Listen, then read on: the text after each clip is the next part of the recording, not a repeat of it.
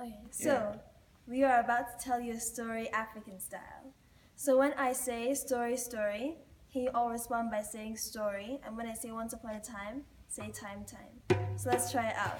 Story, story. Story. Once upon a time. Time, time. Cool. In the great forest of Oposi, there was an animal kingdom called Ofeme. One year, there was a great famine in all the land. Crops didn't grow, rain didn't fall, animals died because of hunger and thirst. In this land lived a cunning tortoise called Ijapa. He noticed that as animals of the soil grew weaker and weaker every day, the birds of the air remained healthy and strong.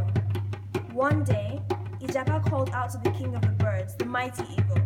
He said, "Why is it that my brothers and my sisters die out of hunger, but even the feathers of your friends seem to get brighter every day?" Eagle replied with a proud voice, "We are creatures of the sky. Every day, our ancestors in heaven invite us to dine with them." Ijapa replied, begging, "Please, my wife and I are starving. Let us come to you so we do not become like those who sleep beneath the crust of this earth. I know I cannot fly like you, but I have a plan." The day came for Ijapa to feast with the gods of the sky. Each bird began to pluck a few of their feathers and attached them to Ijapa's arms.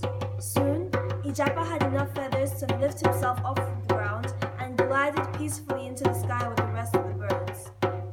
On their way, Ijapa told the birds, "It is important that we name ourselves." The parrot replied, "We have been eating here for weeks, and we have never had names. Why start now?" Ijapa said, "Trust me, it is important." The robin said, "I will call myself Hood." The bat said, "I will call myself the Dark Knight." "And I," said Ijapa with a cunning grin, "will call myself all of you." As they continued the journey, the birds laughed at Ijapa's ridiculous name. Soon after, they arrived at the gate of the palace of the sky. It was the most elegant mansion Ijapa had ever seen, with floors made of pure gold and pillars adorned with precious stones. The palace host welcomed the birds warmly. He snapped his fingers, and a table arrayed with the most delicious delicacies appeared before their very eyes.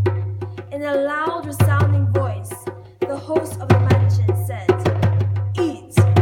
This food is for all of you." "Did you hear that?" Ijapa asked the birds as they were getting ready to stuff their mouths. "This food is for me and me only, for the mighty host has prepared the banquet for the one called all of you." Angry birds glared at Ijapa as he ate all the food on the table, letting not a single crumb fall to the ground beneath him. In raging anger, the birds took their feathers from Ijapa and flew out all at once. As Ijapa tried to run after them and beg them to come back for him, he reached the edge of the palace and fell down all the way from the heavens to the earth. But lo and behold, Ijapa did not die, for he landed on his back when he fell from the sky. His shell into 1,000,000 pieces broke, and his wife came out, and these words she spoke.